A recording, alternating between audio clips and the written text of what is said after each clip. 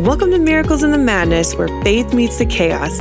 I'm your host, Ashton Kever, and together we'll explore stories, Bible truths, and encouragement for women living in the beautiful, messy life God has called them to. Each week, we'll dive into real-life testimonies, practical encouragement, and Bible insights to help you walk faithfully through the everyday madness. Come join me. Welcome back to Miracles in the Madness.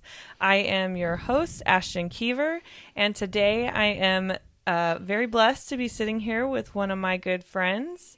I met Bobbie probably at my church, but she's been a pretty active member in the community that I grew up in for quite some time. And so Bobbie is one of the kindest people I know, and she is one of the best cooks that you'll ever meet. You're never going to go hungry around Bobbie, even if you have a food allergy. She is an amazing mom to 4 amazing kids. She is a wife to a military man. Yep. And, I'll let her tell the rest of her story, but without further ado, Bobbie, how are you today? I'm good. How are you? I'm good. I'm glad that you're here. Thank you for having me. Yes, of course. So, like my other guests, I definitely want to talk about your story, and that way that we can all get to know each other. And I actually haven't heard Bobbie's testimony in its entirety before, yep. So this is going to be fresh for me too. Mm-hmm. And so, would you share your testimony with us? Absolutely. Bear with me. I'm a very emotional person, so I do get a little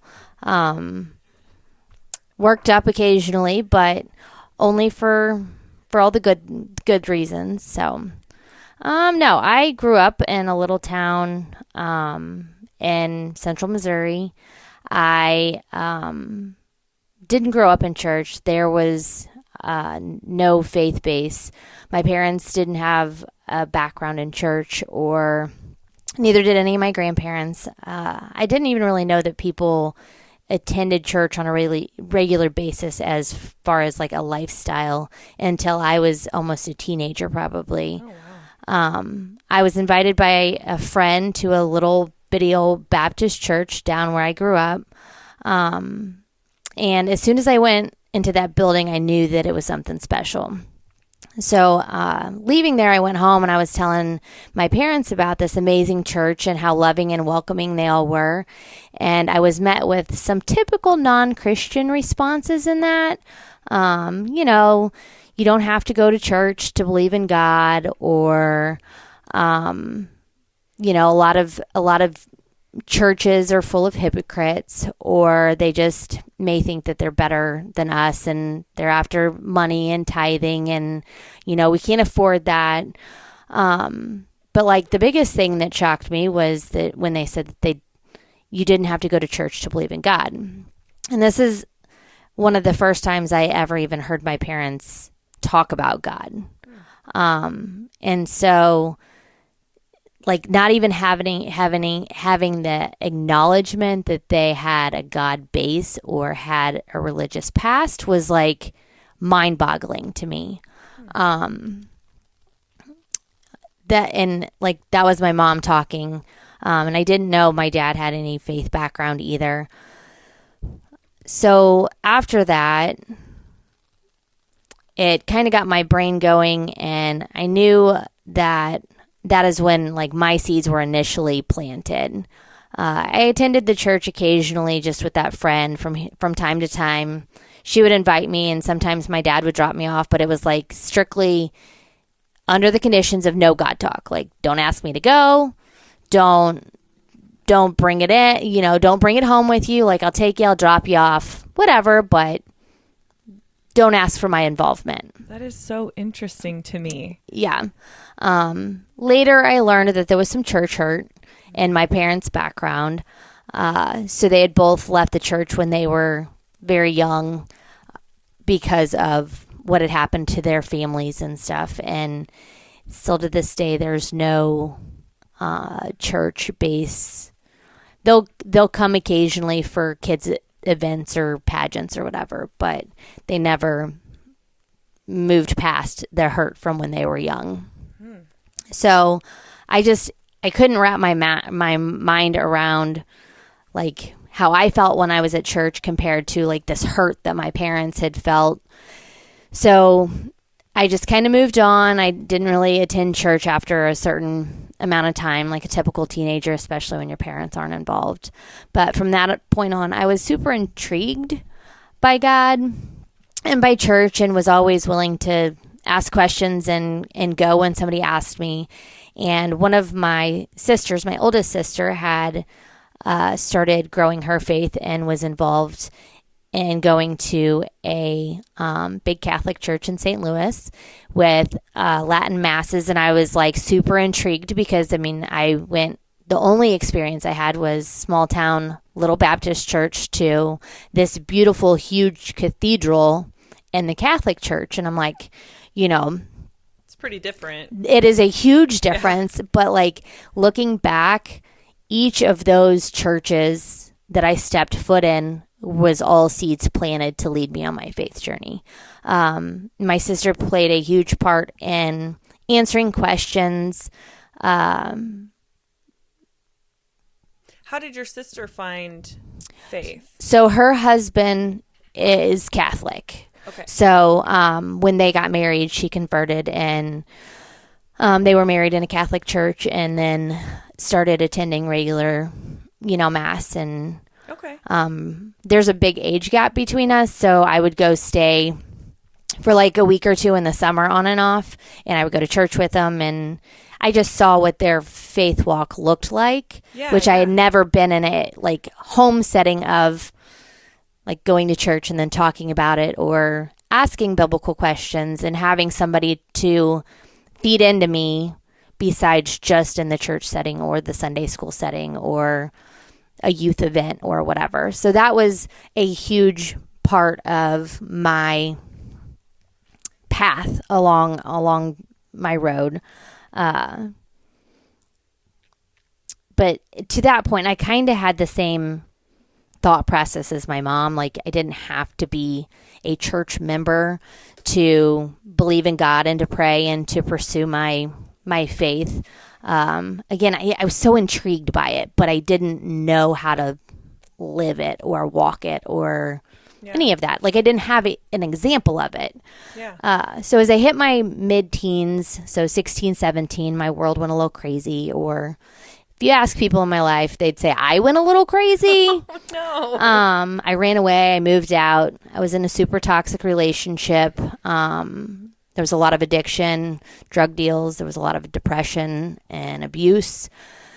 Somehow through it, probably because I'm stubborn, I managed to stay in high school through it all, and I graduated.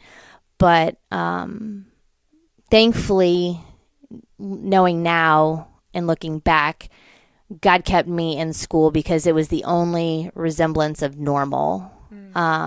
Normal kids, normal life, normal relationships. I had moved out as soon as I turned 17, so I had no normalcy. Did you emancipate, was it just kind of like it was a small town, so the school knew that it was just kind of a rough situation. My mom and dad weren't bad people. It was just my dad had a job change. My mom and I had been together kind of one-on-one. I'm the youngest of 5 siblings. So it was me and my mom, and then my dad went from being on the road all the time to being home. So it was like a third wheel in there. Me and my mom had our way of doing things. And then my dad was like, well, I want to say yes or no when she asks to do this, or I want to be involved in this. So teenage years are really hard. I was in those years and didn't handle that change very well, and just ended up cutting ties and leaving because it was too much. I was making bad choices in my life, and you add all that together and it's just a complicated mess. That's so interesting to me that you say that, because you have such a passion for pouring into the teens here at church. So I just think that's really cool. I think it's probably because of how you're. Oh, absolutely. And I definitely see myself in some of the kids, the being intrigued, them wanting to know but don't know what questions to ask, or if it's okay to ask these questions. Is it okay that I don't know that answer? Like, as a baby Christian or a teenage Christian, especially when you haven't been around it, I think that that's a hard thing to look at, as far as what questions can I ask, what questions are going to make me look silly if I don't already know the answer to. Yeah. And that was a lot of my teenage years, even when I did go to church and stuff, because when you go to church with somebody who goes to church all the time, they already know all the answers. Yeah. So, but around that time, I met my husband, Jeremy, and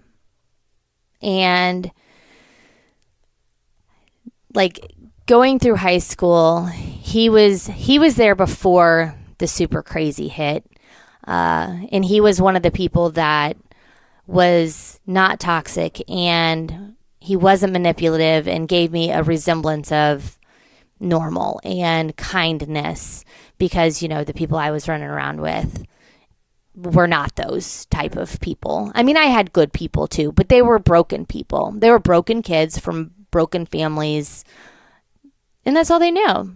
So that's all I knew for that time period. But me and Jeremy, we dated for a little while. He had seen me through the crazy spell, because we dated and then we were just friends, and he followed me through as a friend, was always there to talk to. He had gone off to the Marines and would still call home and be like, "Hey, you okay? You doing okay?" And on my super crazy times when I was out and, my mom didn't know where I was, he'd call my mom and check in on me and ask, if I was okay or whatever.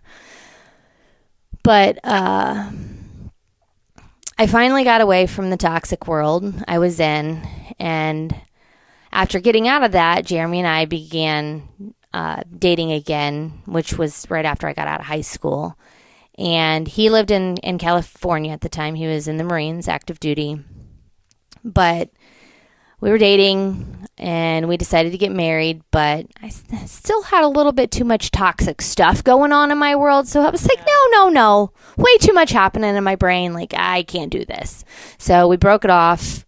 And then the next time he had came home, we were hanging out, because we had talked occasionally, but it was not a great situation when I was like, no, I can't do this. It wasn't the greatest way of making it all happen or whatever, but I kind of just bolted and was like, yeah, no, I can't do this.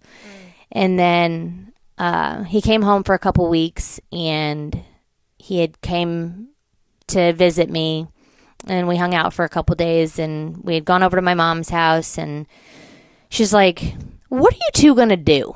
Like, what is this?" And we were like, "We don't know. Like, we're just hanging out. Like, no, nothing." I was 19. He was 20.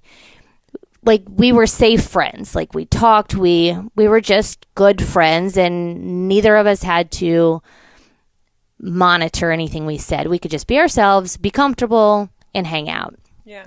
And so we left my mom's that day, and we were driving through our little town, one stoplight town. And we're at the stoplight, and he goes, "Should we just get married?" And I was like, sure. So we went to the courthouse, and we got a expedited marriage license, got married 2 days later. And 2 days after that, we were on our way to California. So the rest, wow, was history from that aspect of it. So at this point, I'm like, okay, I'm getting my life together. God's got this. In my intrigued brain that I didn't need God, but I really did need God. I'm married to this awesome man, my knight in shining armor. We're on our way to start this brand new life. And the amazing just kept happening. About a month later, surprise, I was pregnant. big surprise because I was told I probably wouldn't be able to have kids. And if I was able, it would be super difficult. I was told this at like 16 at like one of my first OB appointments because of structural stuff. Really? So I didn't even know if I could have children. So wow. This is even more of a shock for poor Jeremy because he's like, okay, I didn't think she could have kids or it was going to be really hard and we're a month in. Wow. Have nothing and we're going to have a baby. So,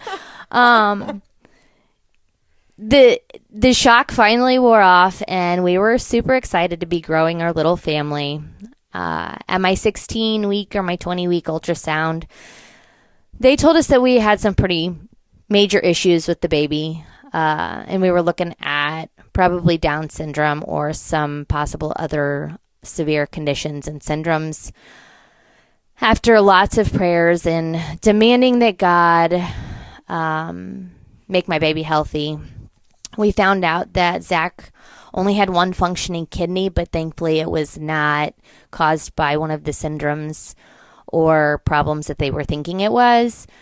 So they always monitored him super closely, and thankfully that was all it was. Like, it was still a big deal, but knowing what we were faced with previously, we can live with one kidney.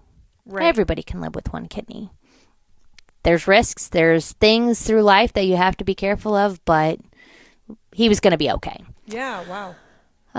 So about 7 months into my pregnancy, Jeremy was sent to Iraq for the beginning of the Iraq War. I was 20 years old, baby number 1 on the way, and my husband was fighting a hand-to-hand combat war with no way of communication. Wow. I think this was when I really started talking to God. In this period of time, in my trips back and forth from California to where my mom was living with my mom and dad in Pennsylvania, and then Missouri, where the rest of our family is located, a few times I got to see what a real Christian looked like. And that was when I was coming home for visits to Missouri and I would go to Jeremy's grandma's house, and Grandma Margie was one of the most devoted Christians I've ever known. Mm-hmm. And she showed me what being a Christian woman looks like, along with answering any of my crazy questions along the way. There was never any question that she wasn't willing to answer. There was never a stupid question. It didn't matter if it was the most basic.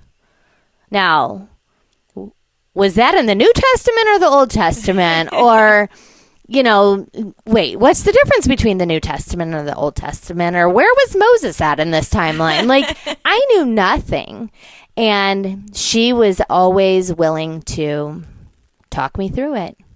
Gave me one of my first Bibles. She never preached to me. She never told me what I was doing was wrong or how to be a better woman or a better Christian. Like, she was a living example every single day of serving her family and her church that truly made me pursue my faith. Wow. It's okay. I still didn't know how to pray or how to be a Christian, but I was definitely taking mental notes.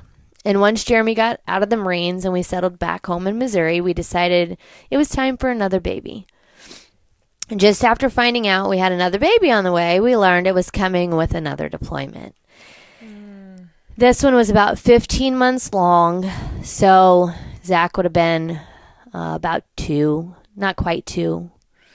And he left when I was a couple months pregnant with Alec and got home when Alec was about 8 months old. But prayer life was rocky, and we still would attend church occasionally with Jeremy's family here and there. When I had Alec, he came out a little ball of fire, just like he still is. And Jeremy had returned from his deployment, like I said, about 8 months after Alec was born. And we had no intentions of having another baby right away, but before Alec turned a year old, we found out Tucker was on the way. And they said that you were going to have trouble getting pregnant. Yeah. They were wrong. That is just, sorry, pause for 1 second. That is a perfect example of why your doctors can say that all that they want about your fertility journey, but like at the end of the day, it's totally God. Oh, absolutely. Absolutely. Like, man. And it was kind of a chuckle with everyone, like, oh, can't get pregnant, can't have babies. Well, here we go again. But yeah, we always get the, you know, that how that happens, right? Yeah. I'm like, for crying out loud. I'm a slow learner, but not that slow. I know. But our hands were wonderfully full. But with the time that had passed came another roadblock. And now I'm going to go into Alec's journey a little bit because it is a huge part of my testimony and my story. So Alec is my second oldest. He is now 19. But Alec's journey started when he was about 2, which would have been in 2008. We started seeing some specialists for what they called his funny bones, which were bone deformities throughout different parts of his body. We had a team of doctors. When I say team of doctors, we had a team of doctors. We had endocrinologists, neurologists, cardiologists, geneticists, orthopedics, all the things. And year after year, appointment after appointment, test after test, and then more hours than we could ever count with those doctors. And we could never get a diagnosis of why Alec had the issues that they had discovered.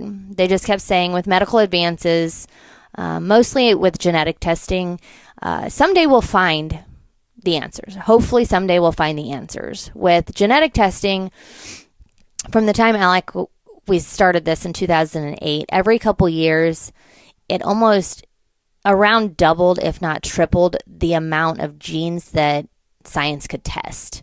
That's crazy. So when he started, there was like maybe a handful of genetic, actually genes that could be tested for mutations. So they kept saying, just keep getting him tested. Just keep following the doctors. We'll figure it out because medicine is advancing. We just don't know when. Yeah. So we stuck with it. Hoping that someday we would have an answer. And as his mom, I just wanted answers. I wanted to know how to protect my child from this future and the health risks that the team knew was coming and thinking was going to be issues, but had no way to know what they were going to be. They just knew that there was something. All of his funny bones and stuff, they're like, he has something. We just don't know what. And I prayed so often that God would heal him and fix the problems and he could be a normal kid. And so I'm going to pause on Alex for a little bit because in this time we found our church home through his journey before his diagnosis. So in about 2013, we had been looking for a church home, going occasionally, but never had found anything that felt like home. And then it was November of 2013. So my oldest would have been 10, which is Zach was 10, Alec was 7, Tucker was 6. And then we had a daughter as well, which was 1 at this time. And we had talked about finding something local. And I told my husband, Jeremy, I said, we need to go to church tomorrow morning. And he was like, okay. And in this discussion, we decided we were done just going here and there and that it was time to commit and we wanted our kids to be involved because we wanted them to know how important faith was, even though, even at this time, I had the people in my life that had showed me what Christian life was like, but I still had never walked by faith. Yeah. Yeah, so like you wanted them to know how important it was because technically you didn't fully know. No, yet. I was still lost. I knew it was important and I knew it was something that we needed and we were supposed to have, but I didn't know what it looked like or how to do it at that point. Yeah. So that then led into me getting online and looking for a local church. And our church that we attend now popped up. And when I went to look for the sermon times, it had the sermon series listed. And it said that the sermon was titled, God's View from a Tree Stand. So that spoke to Jeremy, huh? I'm like, what? I'm like, this cannot be happening. I'm like, I tell Jeremy, I said, you are not going to believe this. I tell him that what the sermon series is about or whatever. And when I tell you Jeremy is an avid hunter, he is an avid hunter. He loves hunting. So there was no questions that was where we were supposed to go. And that is where we've been ever since. My friends, like, I'm not kidding when I say that was one of the first times I'm like, that is a sign from God. No questions asked. God was telling me, yes, this is what you're supposed to do. That is so amazing. So, like, when you start your faith walk or you're trying to figure it out and you actually have thanks, God. Thanks, God. Like, I see you. I hear you. I think that opens up doors for some deep stuff to start coming in. Oh, yeah. Well, and I think sometimes people are a little bit timid about asking God for a sign. And there's so many examples in the Bible of people doing that. So I always encourage people. I'm like, if you're not sure and you want God to show up in your life, just ask him. He'll do something that's going to get your attention for sure. Yeah. No, and there's been so many instances like that. And even when I don't ask and I'm like, oh, okay, sorry about that. But we'll jump back into Alex's story. In the many years that we'd been going through this, there was a lot of anger and there was a lot of fear. There was regret. There was uncertainty. There was bitterness. I mean, it broke my heart because, like, Alec would look at me and he's like, why do we keep doing this, Mom? You know, at this point, we're 8 years in of all that team of doctors and the poking and the prodding and the blood work and the, you know, when he would go to the doctor, they would measure like his every circumference, every length of his finger, every joint in his body. They would do bone scans. Extensive stuff because each little piece in genetic diseases is a sign. So if the angles of your arms come away from your body more than this, it's a sign of this genetic mutation. Wow. Like, there's so much that goes into it. And so, like, when I say this boy was a little pincushion, this is 8 years. And as much as he hated it, though, he always cooperated.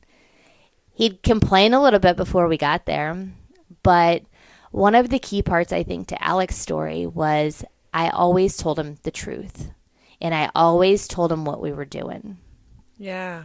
And I think when you've got little ones, if they know and you build that trust with them that you're always going to be honest with them, it makes them trust your decisions.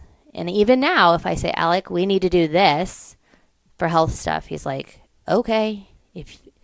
And, you know, he's 19 now. And so if we go to a doctor's appointment, they're like, Alec, what do you want to do? Or what do you think about this? Or, you know, do you want to try this? He's like, ask my mom.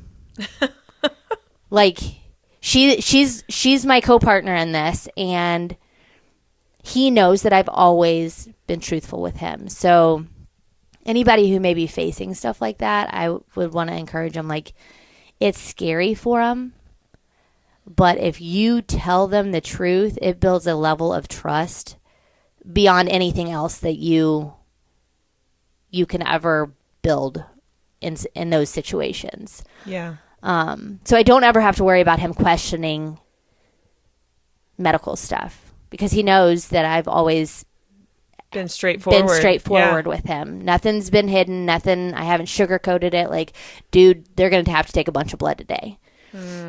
And he always did fabulous. it's mind-boggling. But he always just did it, regardless of what it was. So in the years through this journey, as my faith had changed, it had grown, and the transformation in myself, I noticed that my prayers had changed. I was no longer demanding that God heal my child. My prayers turned into a different thing. Like when Zach had his kidney issues, God, make him go away. Yeah. Make it be gone. Tucker has vision problems. God, just heal his eyes. Like, just make it better. And like we so often do, we demand these things from God. When you face depression issues, God, why is this happening? Just make it better. Financial stuff, marital problems, all of the things is before you understand what a relationship with God is. My go-to was just make it better. Just fix it. Right. God, you're a vending machine. Yeah. Please. Do what I need you to do. Right.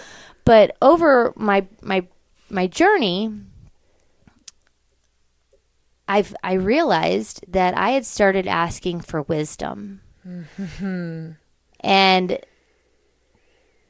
ways to protect my child. I was seeking his guidance on how to keep Alex safe. I wasn't demanding this or that. I was finally learning what a relationship with God looked like. And with fellowship in my church and healthy prayer, I got to see the results of what happens when you learn how to talk to God. So as another year or so goes by, it's 2017 and it's time for more appointments. And this time they wanted to do a full genetic screening on Alec and Jeremy and myself. And this was something new. We had never had this type of testing done before. And Jeremy had been traveling a lot. I mean, he was gone probably 9 of the 12 months. Wow. And the appointment, we only had like a 1 or 2 day window that he would be home. We could make it to St. Louis, get these tests done. And so we go through this genetic counseling to do the test because, they have to explain what all this means and how it works because it's intricate and it's confusing. And so before we left, there was a few interns and doctors that came in the room, and they were doing some genetic test trials. So we were at a children's hospital that is a huge teaching and learning institute.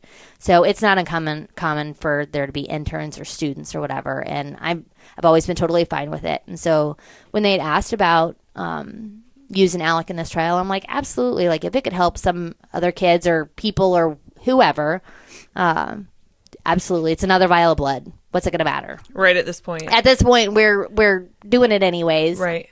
He's already got to get poked. Take another one. But the regular genetic screening that we were there for takes 2 to 3 months to get back. And so we wait. So September, I get the results, the phone call, same phone call I always get. We have no significant finds. That meaning no answers, nothing closer. Just continue with your regular appointments and we'll try again next time.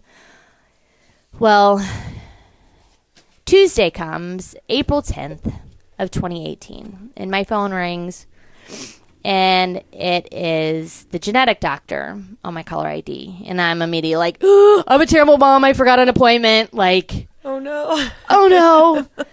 So I answer it, and the nurse tells me that they think they have a significant find in Alec's genetic testing. I'm like, what? I'm like, I got those results in September. I'm like, what are you talking about? She's like, oh, no. I'm sorry. She's like, let me restart. Let me explain. These are the results from the clinical trial. Ooh. From, hey, we're just going to see if anything pops up that can help somebody else, So she explains that we need to go have another test done to confirm a diagnosis of adult refsum disease. She says it's a super rare neurological disorder and tells me a few of the complications. We go to get the test, and I tell Alec when he gets home from school, I'm like, dude, we got to go to Columbia. We got to get some testing done. And he's like, are we going to be home before dark? Like, I want to ride my bike. Like, that's how used to just another appointment he was. Well, and how old was Alec at this point? He was 12. 12, okay. Yeah. So the test takes about a week to get results. And so in that time, I do what any great mom does. I Google it. I research it. I start reading medical journals. Oh, boy. On this disease. I didn't know the results, but I had a different feeling this time. Holy hunch. Mm-hmm. Alec, he had asked me questions throughout the week. Am I going to have surgery? I'm like, nope, no surgery. Mom, is this going to happen to me? I'm like, nope, not if we do this. Or we hope not if we do this, if this is what it is. So the week was actually good. It gave him process time. It gave me research time. I am a huge researcher with everything. I want to know what I'm looking at. And I think that's why I always gave Alec all the details so he could know what he was looking at. Yeah. So with this disease or disorder, there's no medicine, there's no treatment. It is controlled strictly by what you eat. So he's on a super strict diet. His body can't break down what's in certain foods. So then it actually causes neurological problems. Mostly starts with blindness and deafness and loss of smell, but heart failure is a huge thing, especially in younger people that is maybe undiagnosed because they don't know that they've had it, and so they've eaten all this stuff they're not supposed to. Mm-hmm. So this scared me to death, terrified me. So the results came in a week later. We had a positive diagnosis.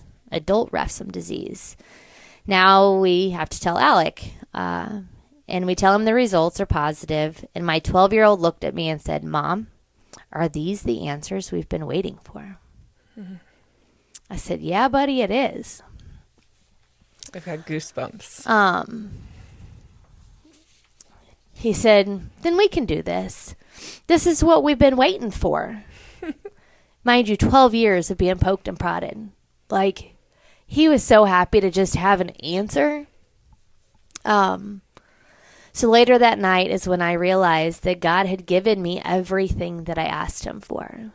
Wisdom and answers on how to protect my child. In my extensive research and talking with the doctors, I learned that this disease is not diagnosed pre-symptomatic. When this disease generally gets diagnosed, it is because there's already been extensive neurological damage. This often is either irreversible or fatal in a lot of cases. But guess what? Not my boy. God placed us in the right place at the right time to have that clinical trial done. He kept Alex safe while his will was done, and it was revealed to us. He gave us a team of doctors who weren't willing to give up until they got answers. This is a blessing, it's a praise, and it's a testimony. This was a 12-year journey, but I know that God was in control the whole time. We now go forward watching Alec's levels, and to back up a little bit, Alec was the first person ever diagnosed pre-symptomatic in the world. It's pretty amazing. Mm-hmm. And at Alec's time of diagnosis, there was only about 15 to 20 known cases worldwide of this disease. Wow. So that was a big door opener for God for me. Like, he's like, okay, come on in. I got you. Like, if you were still confused, let's go. Yep, let's get this coffee piping hot. So needless to say, my faith and love for the Lord, my contentment and peace exploded throughout the years following. With each step, I had kinder words and a better attitude and less darkness in my world. Over the last several years, I've also had ups and downs, but we always will, as long as we're here on earth. But with God, it's actually manageable. Yeah. The discernment of godly things when you have a relationship with the Lord is essential in keeping myself rooted in Christ. Yeah. So. Wow. That's my story. Yeah. Well, and I think that your story speaks, gosh, like there's so many like levels and areas that I want to dig into. I wrote a few things down. There were some that I was like, there's just not time, but like the people in the audience that I'm trying to reach with this podcast, it could be anyone from a stay-at-home mom to maybe she's a military wife or, or maybe she's working full-time, but she has a child with medical, above normal medical needs. Like you're speaking to so many women right now in your journey. And I just like, first of all, I'm so, so glad that you found this church because I don't think I would have gotten to know you. Yeah. If you hadn't. Frustrated with modern shows that push values you don't agree with? Sick of scrolling through content that's just not family friendly? Or maybe you've even searched what to watch with the kids tonight. You're not alone, and you're exactly who this podcast is for. Wholesome TV Picks helps families skip the stress and get back to what matters. Clean, uplifting shows and movies that bring families together without wasting time, so you'll be confident about what your family's watching. And it's completely free to listen. Every Wednesday, I share one carefully chosen recommendation in around 10 minutes. Each episode offers a short but thoughtful deep dive into the story, values, and streaming info, so you don't just know what to watch, but why it's worth watching. I focus on timeless content from the 1950s through the 90s, with some newer picks that still reflect solid values. I'm Jennifer, a homeschool mom of 3 and lifelong fan of classic TV. I grew up on the good stuff, shows that made you laugh, made you think, and brought families closer together. Everything I recommend is something I've personally watched again and again, and it's stood the test of time. You may be wondering, so what makes Wholesome TV Picks different from everything else out there? For one, this isn't a list of random titles or another pop culture review show. It's a trusted shortcut. And unlike most TV podcasts, no explicit language, no inappropriate chatter, and maybe most important, I'm doing this as a parent, just like you. Not a critic or influencer, just someone who cares deeply about what our kids and we are putting in front of our eyes. Don't know where to start? Head to wholesometvpicks.com/start here for listener favorites. Follow the show on Apple Podcasts or your favorite platform, and start enjoying family time around the TV again. And thank you for sharing your story. You're welcome. I want to go back to when, like kind of towards the beginning, when you were saying that your sister was one of the first examples of that walked alongside you. Something that I think is really fascinating and important, especially in faith journeys, especially in mine, is you become the people you spend the most time with. Mm-hmm. So do you think that if you had been around more, like your sister, longer in those time frames, or like more regularly surrounded by people who were active in their faith, do you think you would have engaged sooner? Maybe. Being military, though, I didn't really ever settle in. I'm very outgoing, so I always had a few people, but I didn't have big networks of people. Like once Jeremy got done in active duty and we settled in an area. So I don't know that I would have had the courage to, we went to church a few times. We ended up in some churches that I'll have to tell stories off air. 'Cause people would invite us and we'd be like, okay, we'll go. And then we're like, oh boy, what did we walk into? But I think that had a lot to do with it, is just not being settled. Up until we moved to where we are now, we were never anywhere more than a year or two, really. So, I mean, like when Jeremy would deploy, I would go stay with my mom and dad. And then, you know, I was pregnant all the time when that was happening. So I'd go stay with them. I'd have the baby and then come back and set up a house for him to come home to. So I think it was like we would go to his grandma's on the weekends and go to church, but I don't know because we weren't settled. So even if I had more people that were in church, I don't know that not being in my area for more than a short period of time, if that would have panned out or not. That makes sense. But I thought it was cool though how you mentioned it, like that influence she had, like, and that I think is just a cool point to make, is that you could have that same influence on someone else. I know Bobbie has had that influence on me. I mean, I don't know, 2 years ago maybe now is when I just really felt like God was saying, you need to find a small group. You need to find a small group. And we don't really have like a structured small group sort of thing at our church. And so I kind of just asked some of the women that I felt closest to in our church. And I actually got to know Bobbie probably the best when I went to NYR. Yeah. The first year that I went. Yeah. And and if you want to know more about NYR, you can go back and listen to episode 2 where I talked to my husband, because Zach, as the youth pastor at our church, has been to NYR quite a few times. Yeah. And I can link it again in the show notes. Well, and you know, there's probably an NYR like thing around your area too. You know, who knows where you're at. But the other thing I wanted to just call out here is, like, sometimes God might be calling you to do something that you're like, I don't know.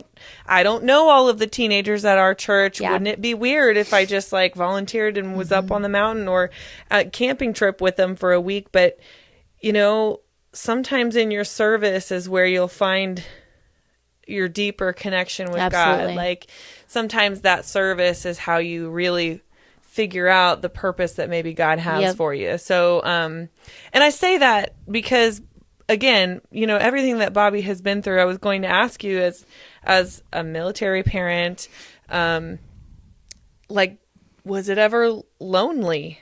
Did you ever feel like, how am I ever supposed to do this without even my person with me? Absolutely.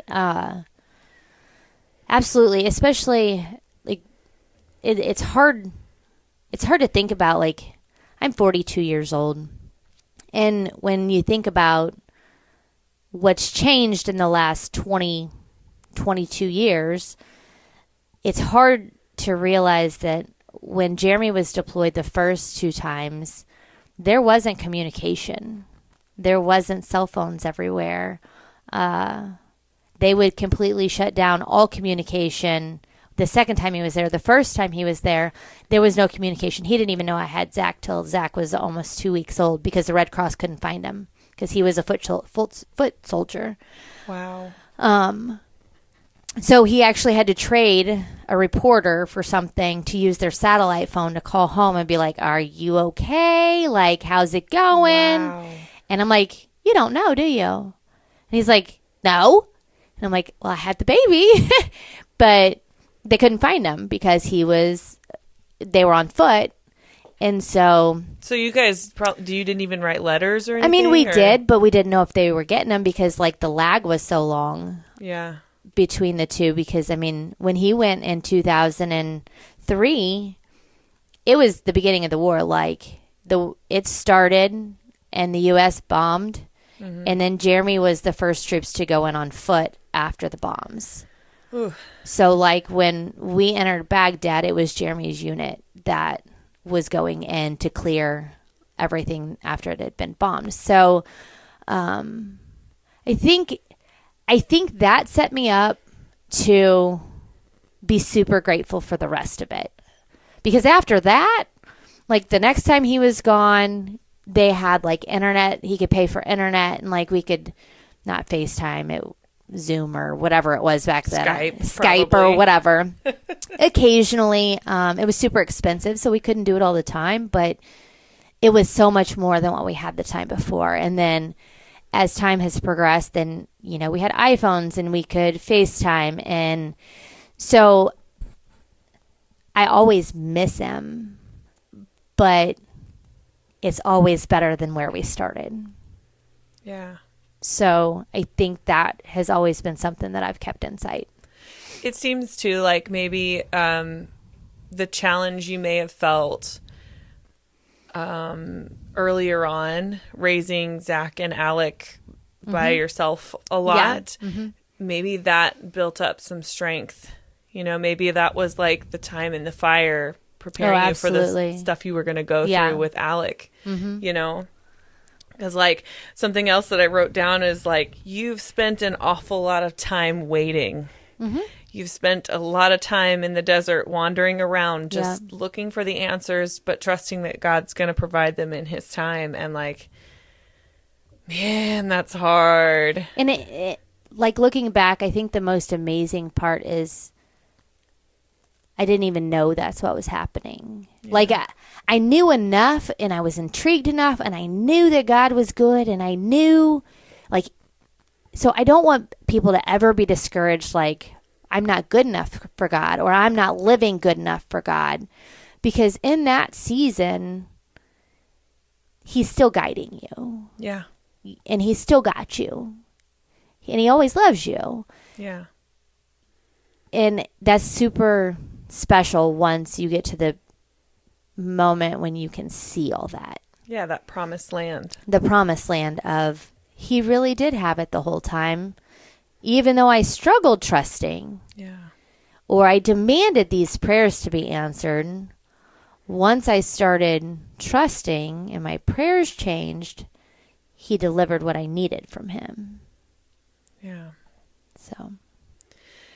Well, I really appreciate you coming on and sharing your story. Knowing the audience that I'm trying to reach here. Mm-hmm. So like maybe they're moms just trying to raise their kids as Christians. Like, would you want to speak to that journey a little bit? Because your kids are pretty involved at church and they are faithful, and you can just see that they really trust and believe in God. And I just like, how did you do it? But also, what advice do you have for people in that space of life? One of my biggest things, and it was a decision, that I talked about, is when Jeremy and I decided we were going to do this. If we're going to do it, we're going to do it. So church has never been an option. I don't care if they're 2 or if they're 18. Like, as long as you're in my house and through high school, we go to church on Sundays. Yeah. Occasionally, if they have to work or something like that, obviously there's stipulations, but like Zach, he worked at the local grocery store, but it was, can you please not schedule me on Sunday mornings? Because that's my only church service that I can go to. With the predominantly the community we live in, there's so many other church services that sometimes people don't even know we only have one service. Right. To where then they don't realize that these kids can't pick a different time to go to church. But we live in an awesome community, and if you have your kids be up front, then a lot of times, they will work with them. So that would be my number one thing. Like, church has never been an option. What about with sports and stuff? Because your kids are pretty athletic. We never do sports on Sundays unless it was like a special traveling tournament or something. Yes, or state and districts and stuff like that. If we're too far away, if they've worked so hard to get there and it's built up to that tournament and stuff like that, then we would never pull them out of it for those situations. When they were younger and before we really knew what we were doing with faith, we missed for stuff, but it's not worth it. Like, even going back to the kids' thought process, most of the time, if you're doing tournaments every single weekend and all through the week, they get burnout. Oh, yeah. They go into burnout mode, and then you have a junior in high school that is and a all-state wrestler, and he decides, I don't want to do it anymore. I'm sick of it. Like, for real. You know, and it's a thing. So we would miss occasionally on Sundays, but once it came to high school sports, we really never had to worry too much about it. And I wasn't ever afraid to have a conversation. Again, we live in a really awesome community. And if you sometimes just be like, hey, we only have one church service. Like, if we could avoid this time on Sunday, we can make anything else work. Right. Or like, if my kid could be excused for this small time frame, we will have them there immediately, you know? Yes. And I never had any coaches that were like, no, that is unacceptable. But we live in a, again, super awesome community that most time, if you have that conversation, even though it's a little uncomfortable because you don't know where people stand, and religion's always uncomfortable to talk about sometimes, most people aren't just going to be like, no. Like, that's not really where we live, thankfully. Yeah. Yeah. That's something that we're trying to be really intentional about with our kids. Like, obviously, you know, Bennett's 5, he's the oldest. And so we're just now entering into the sports arena, and I can't imagine for a 5-year-old that we'd ever even have to really worry about more than a Saturday morning type game at this point. But we're always pretty upfront on the applications. Like, Wednesday nights, we are not available. So please put us with a coach who's going to do practices on Tuesdays, you know, or on Thursdays or whatever. And usually it's not a problem because there's 6 different kids teams that age, you know, so like they can't all practice on Wednesday. Yeah. And I mean, we would be totally fine skipping until it was school. Once they got old enough that it's school orientated, because then that builds year after year. Like, but the youth stuff are outside of actual school function sports. We were okay being like, no, we can't be there. We have church or whatever. But the exception was once they were in school type of aged activities. So 7th through 12th grade, then it's like, if they have a game, they have a game. Right. Yeah. At that point. So your number 1 was church is non-negotiable. What's the number 2 for that audience? For keeping your kids involved. Or raising kids with a strong faith. Be the example. Talk Bible. Play Christian music. I mean, I have, you know, one of my kiddos isn't quite as into the whole church thing and faith thing.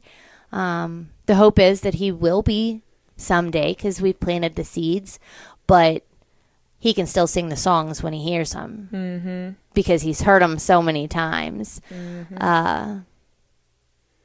Because if what you're putting in your brain isn't godly, you can't throw godly stuff out of your brain. So even if my Christian music annoys them on a Saturday morning when it's blaring super loud, it's still going in. So surround them, even if they don't take in the church scene, surround them with other godly things. Yeah. So that would be my number 2. I think that's really great advice. And it's not always easy to be that example. I've mentioned before how, like, man, you don't realize how hard of a time you have controlling your attitude or the things that you say until it comes out of your 3-year-old's mouth right back at you. So, like, obviously, I think that's another reason that God starts us with little bitty babies is because as they grow, we have to grow too. And so, anyway, so one thing that I do on this podcast with all of my guests is I ask them about their favorite scripture or their scripture that they live by. And so, Bobbie, would you share yours with us? Yes. My favorite is 1 Peter 4:8. Above all, love each other deeply because love covers a multitude of sins. Most important of all, continue to show deep love for each other. For love covers a multitude of sins. So that was 2 different versions. But I think this scripture has been my scripture because I feel like it's always been a motto in my life. even before I knew what I was doing. So I always had the personality of like, I want to get it. I want everybody to like me. I want to get along with everybody. I love everybody. And it goes back to how God plants stuff in us even when we don't know. And so when I had came across that verse, I'm like, oh. So this is another thing, though, that I do with my kids. Raising boys, there's been a lot of times that they say, Mom, why do you let them talk to you like that? Or Mom, why do you blah, blah, blah? And it's kind of this verse in itself. Like, I don't have to answer for the things that they're doing or they're saying. Yeah. I have to answer for the love that I show them in return or don't show them in return. And so it's a motto. I think that's really wise. And I think, it makes me think of like love is patient, love is kind, because that whole thing is like, I'm just going to show you love. Yeah. And that's a good verse. What can you remind us what the scripture reference was? 1 Peter 4:8. So I just really appreciate you taking the time to be on this podcast and share your story, because I think that what you have to say is so impactful and meaningful. And man, like, I think your story, whether you're a military mom, whether you're a stay-at-home mom, whether you're a full-time working mom, or whether you have all healthy kids, or you have a child that has extra special medical needs, like, I think your story is so relatable. Yeah. It's all over the place. But it is, though. Yeah. And that's life. And I just think it's really impactful, and I really appreciate you sharing it. Thank you.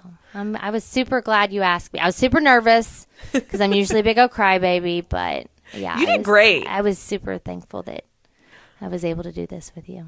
Well, I guess that's our episode. Uh-huh. So, Bobbie, you can come back anytime and we can chit chat. But for now, I will just encourage everybody to just keep looking for the miracles in the madness, and we'll talk to you the next time. Later. Thank you for listening to Miracles in the Madness. I hope today's episode encouraged you and reminded you that even in the chaos, God is faithful. If you enjoyed this episode, be sure to subscribe, leave a review, and share it with a friend who might need encouragement. You can also visit my blog at ashtonkever.com for more stories, scripture, and resources to help you walk in faith every single day.